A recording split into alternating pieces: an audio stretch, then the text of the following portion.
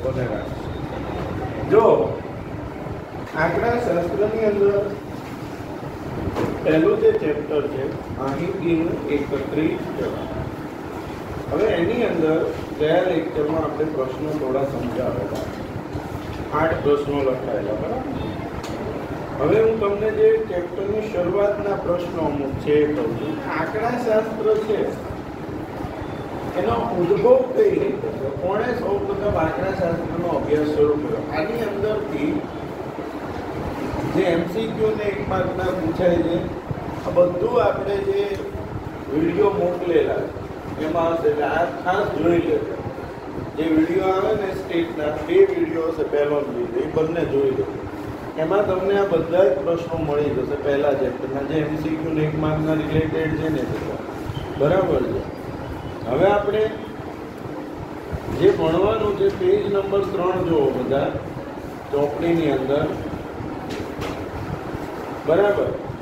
ચલો આપણે જે પ્રશ્નો શીખવાનું, તો અત્યાર સુધી જે ભણ્યા હું તમને થોડું ફાસ્ટ ફોરવર્ડ રિવિઝન કરાવી દઉં। અહીંયા ત્યાં પહેલો પ્રશ્ન આપણે બેઠેલા શીખ્યા હતા એ સમજતા, કોઈ પણ વસ્તુની તપાસ કરો, કોઈ પણ વસ્તુ, તો તપાસના ક્ષેત્રને આવરી લેતા તમામ એકમોના સમૂહને સમષ્ટિ કહે છે।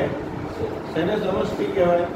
તપાસના ક્ષેત્રને આવરી લેતા તમામ એકમોના સમૂહ, એમાં બધા જ આવી જાય, એને શું કહેવાય?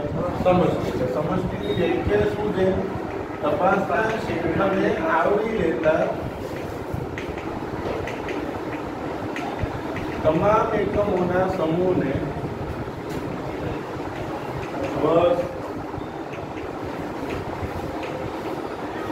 સમષ્ટિ કહે છે। આ પહેલો પ્રશ્ન જે ગઈકાલે સમજાયેલો છે, તમે કોઈ પણ વસ્તુની તપાસ કરો, તમારા જે તપાસનું ક્ષેત્ર હોય એને શું કહેવાય? સમષ્ટિ કહેવાય, બરાબર છે। તમે ધારો કે જાણવું છે કે બોપલ વિસ્તારમાં કેટલા લોકો પૈસાવાળા છે, તો તમારા તપાસનું ક્ષેત્ર શું છે? બોપલ, તો એ બોપલ વિસ્તાર એ શું કહેવાય? સમષ્ટિ કહેવાય। શું કહેવાય? તમારે જાણવું છે કે ભાઈ આપણી સ્કૂલની અંદર કેટલા વિદ્યાર્થીઓ છે એને દાંતના રોગ છે કે દાંતની નાની મોટી સમસ્યાઓ છે, તો તમારા અભ્યાસ માટેનું ક્ષેત્ર શું કહેવાય? આપણી સ્કૂલ, તો એ શું કહેવાય? સમષ્ટિ। ક્લિયર? સમષ્ટિ કોને કહેવાય? બરાબર, લખવાનું નથી, કોઈ કશું લખવાનું નથી, જે ગઈકાલ લખાવેલું ને એના પાસે લઈ લેજો લખવાનું, બરાબર। આ પરિવાર કોઈ લખવાની જરૂર નથી। ચલો, તપાસના ક્ષેત્રને આવરી લેતા તમામ એકમોના સમૂહને સમજ। પછી આવે સમષ્ટિનું કદ। કદ એટલે સંખ્યા। હવે ધારો કે બોપલ વિસ્તારમાં 3 લાખ લોકો વસે, તો એ 3 લાખ લોકો એ તમારા સમષ્ટિનું શું કહેવાય? કદ કહેવાય। શું કહેવાય? કદ। તો વ્યાખ્યા શું? સમષ્ટિના એકમોની કુલ સંખ્યા, સમષ્ટિના એકમોની કુલ સંખ્યાને સમષ્ટિનું કદ કહે છે।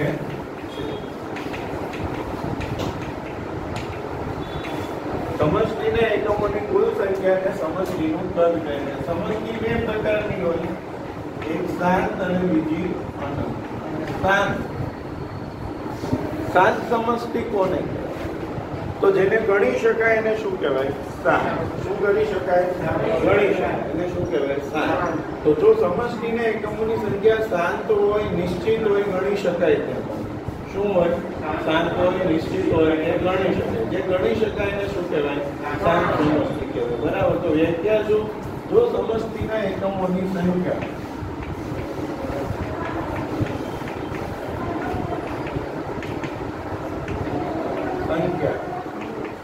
શાંત હોય, નિશ્ચિત હોય, ગણી શકાય તેમ હોય,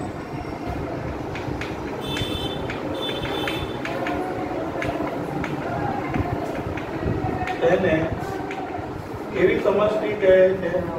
શાંત। ટૂંકમાં જે કાઉન્ટ થાય, જે ગણી શકાય એને શું કહેવાય?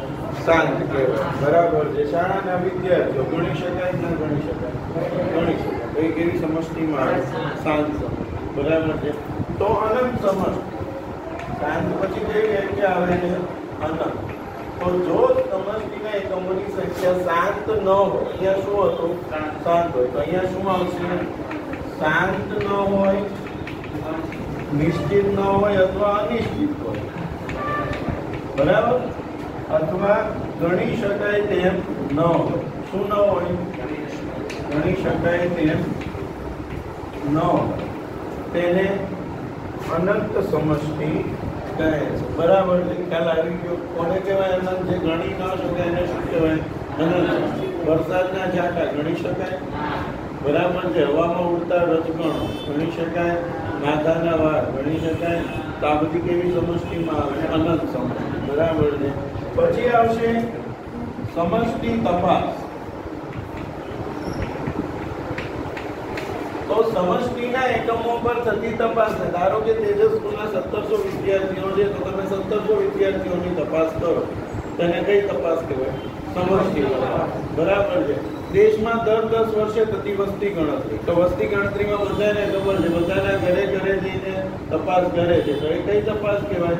સમષ્ટિ તપાસ. જેમાં કોની તપાસ થાય? બધાની. એને કઈ તપાસ કહેવાય? સમષ્ટિ તપાસ. તો સમષ્ટિના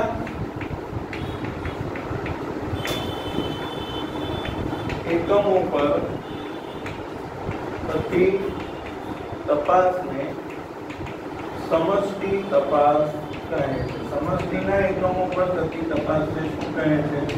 સમષ્ટિ તપાસ કહે છે. બરાબર છે? સમષ્ટિ તપાસ પછી આવશે નિદર્શ. હવે નિદર્શ કોને કહેવાય? યાદ રાખો, સમષ્ટિ એટલે બધું. સમષ્ટિ એટલે બધું. એમાંથી અમુકને તમે શું કરો? પસંદ કરો. શું કરો? તો પસંદ કરો તો એને શું કહેવાય? નિદર્શ. શું કહેવાય? બીજું એને સેમ્પલ કહેવાય. શું કહેવાય? સેમ્પલ. ઇંગ્લિશમાં સેમ્પલ કહેવાય, ગુજરાતીમાં નિદર્શ કહેવાય. બરાબર છે? કોઈ પણ વસ્તુની તપાસ કરવી હોય તેમાંથી તમે થોડા એકમો લ્યો તો એને શું કહેવાય? નિદર્શ કહેવાય. બરાબર? ધારો કે મારે તપાસ કરવી છે સ્કૂલના વિદ્યાર્થીનો, 1700 વિદ્યાર્થીની તપાસ કરવાને બદલે એમાંથી હું 200ની તપાસ કરું. કેટલાની? અને એના આધારે 1700 વિશે વિચારું કે આ 200 ને આ તકલીફ, 200 માંથી આટલાને તકલીફ છે, તો 1700 માંથી આટલાને હોવી જોઈએ. તો મેં કેટલા પસંદ કર્યા? કેટલા પસંદ કર્યા? 200. તો એ 200 ને શું કહેવાય? નિદર્શ. શું કહેવાય? નિદર્શ. ખ્યાલ આવી ગયો? કુલમાંથી થોડા, તો એને શું કહેવાય? નિદર્શ કહેવાય. બરાબર? આપણે ઘરે ચા બનાવી હોય તો ચા કેવી કઈ છે કે જાણવા શું કરવું પડે? બધી ચા પી જોઈએ તો થોડી ચા ટેસ્ટ કરી, આમ હાથમાં ઓલા કેટલી વાર આમ હાથમાં કરે ને એવું, એને કઈ તપાસ કહેવાય? નિદર્શ તપાસ. ખ્યાલ આવી ગયો? તો નિદર્શ એટલે શું? આવ્યો ક્યાંથી? બધું છે એ સમષ્ટિ છે, એમાંથી થોડા પસંદ કરીએ તો એને શું કહેવાય? નિદર્શ કહેવાય. તો નિદર્શ આવશે ક્યાંથી? સમષ્ટિમાંથી. તો વાક્ય શું થશે? સમષ્ટિમાંથી પસંદ કરેલા. એમાંથી સમષ્ટિમાંથી પસંદ કરેલા એકમોના સમૂહ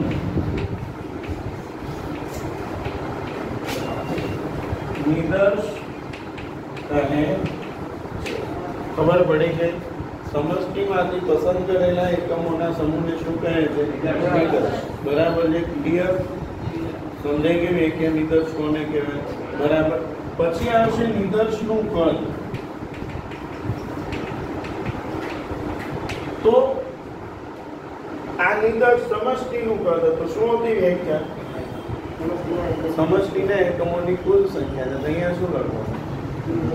નિદર્શના એકમોની કુલ સંખ્યા શું કહે છે? નિદર્શનું કદ કહે છે. નિદર્શના એકમોની કુલ સંખ્યાને નિદર્શનું કદ કહે. ક્લિયર? આવડશે? પાકું ને? તો પછી કઈ વ્યાખ્યા આવશે? નિદર્શ તપાસ. કઈ તપાસ? તપાસ. તો અહીંયા આપણે જે લખ્યું હતું, શું લખ્યું હતું? સમષ્ટિના એકમો પર થતી તપાસ. ને તો અહીંયા શું લખવાનું? નિદર્શના એકમો પર થતી તપાસને નિદર્શ તપાસ કહે. બરાબર છે? શેના ઉપર થતી તપાસને? નિદર્શના એકમો પર થતી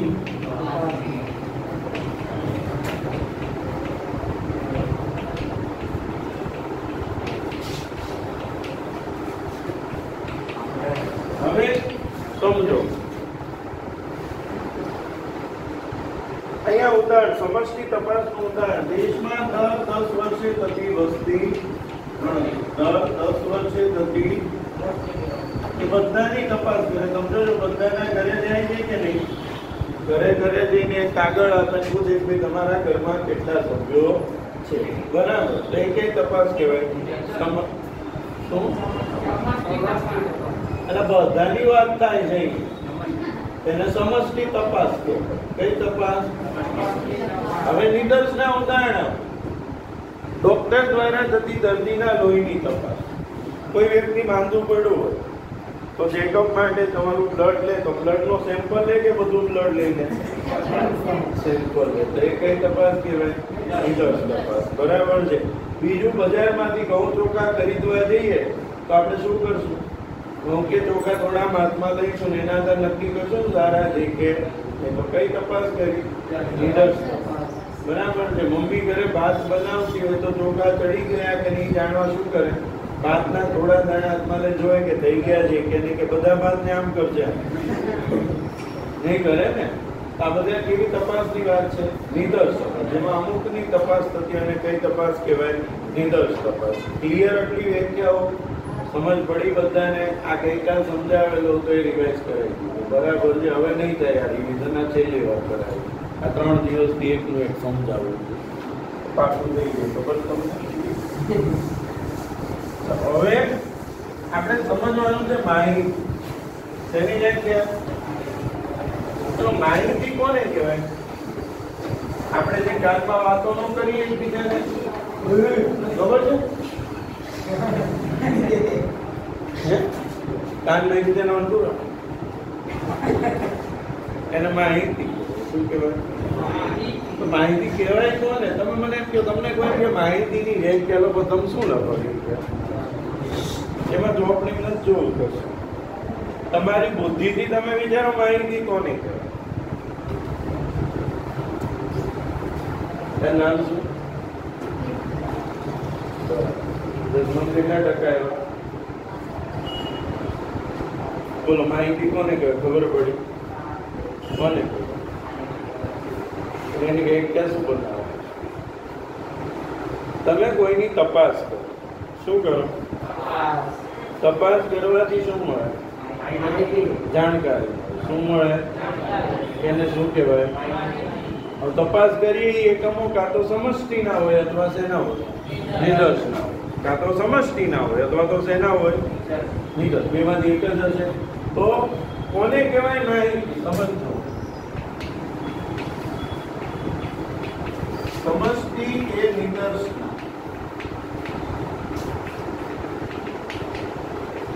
એકમો પર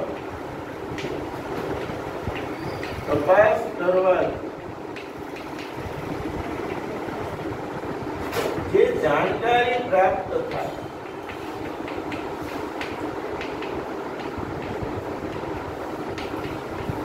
એને શું કહે છે? કાં તો સમષ્ટિ હોય અથવા શું હોય? એની શું કરીએ? તપાસ. તપાસ કરવાથી શું મળે? જાણકારી. આપણે ડોક્ટરને ત્યાં બતાવવા જઈએ, તમને શું થાય છે? તમને બધું પૂછે ને, એને શું કહેવાય? માહિતી કહેવાય. શું કહેવાય? તો કયા એકમોની તપાસ કરવાથી? સમષ્ટિ કે નિદર્શના એકમો પર તપાસ કરવાથી જે જાણકારી પ્રાપ્ત થાય તેને માહિતી કહે છે. બરાબર. હવે ચલ બે પ્રકારના હોય. એક સંખ્યાત્મક ચલ અને બીજો ગુણાત્મક ચલ. કયા ચલ? સંખ્યાત્મક અને સંખ્યાત્મક કોને કહેવાય? જે સંખ્યામાં દર્શાવી શકાય એને કેવો ચલ કહેવાય? સંખ્યાત્મક. દાખલા તરીકે વ્યક્તિની આવક. આવક શેમાં આવે? સંખ્યામાં. તમને કોઈ પૂછે તમારી આવક કેટલી, તો કેટલા રૂપિયા છે? થોડા રૂપિયા, એવું કોઈ કે નો કે ને? આવક શેમાં આવે? ખર્ચ શેમાં આવે? સંખ્યામાં આવે. ઉંમર શેમાં આવે? ઉંમર સંખ્યામાં જ આવે ને, કે નો આવે? આ બધા કેવા ચલ કહેવાય? તો જે ચલ શેમાં દર્શાવી શકાય? સંખ્યામાં દર્શાવી શકાય. શેમાં? એને કેવો ચલ કહેવાય? શેનો ચોપડો જોઈએ છે તમારે? કોણ અત્યારે ડિસ્ટર્બ જ કરતા હશે. જે ચલ એમાં દર્શાવી શકાય સંખ્યામાં, એટલે કેવો ચલ કહેવાય? સંખ્યાત્મક ચલ કહેવાય. તો અહીંયા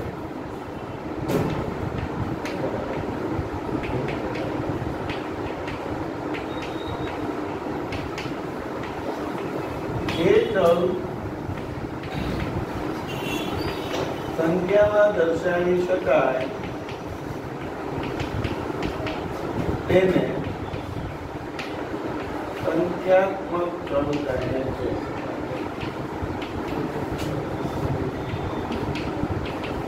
જે ચલ સંખ્યામાં દર્શાવી શકાય તેને સંખ્યાત્મક ચલ કહે છે. દાખલા તરીકે આવક, ખર્ચ, ઉંમર, આ બધા કેવા ચલ છે? સંખ્યાત્મક. તો પછી આવે ગુણાત્મક ચલ. અમુક વસ્તુઓ એવી છે કે જે સંખ્યામાં ના આવે, માત્ર તેનું વર્ણન. માત્ર શું થાય? દાખલા તરીકે વ્યક્તિનો ધર્મ. તમે કયો ધર્મ પાળો છો? તો કે અમે આ ધર્મ પાળીએ, બસ એટલું જ આવે. એમાં એમ આવે કે અમે 50% હિન્દુ છીએ, 60% હિન્દુ છીએ, 40% મુસ્લિમ છીએ, 30% ખ્રિસ્તી, જેવું કોઈ કે સાંભળવું જોઈએ. વ્યક્તિનો વૈવાહિક ધર્મ છે.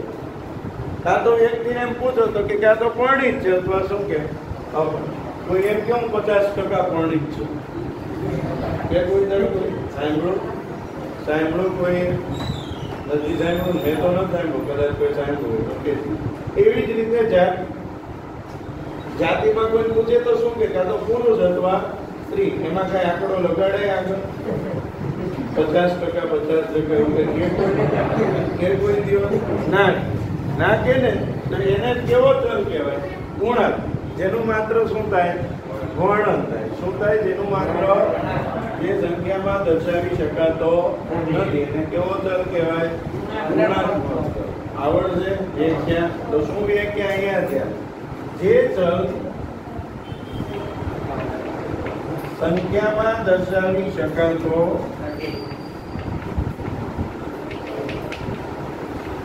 ન શકાય, પરંતુ જેનું માત્ર વર્ણન કરી શકાય તેને ગુણાત્મક ચલ કે ગુણધર્મ. તો સેકન્ડ વર્ડ એટ્રીબ્યુટ, ગુણાત્મક ચલ અથવા ગુણધર્મ કહે.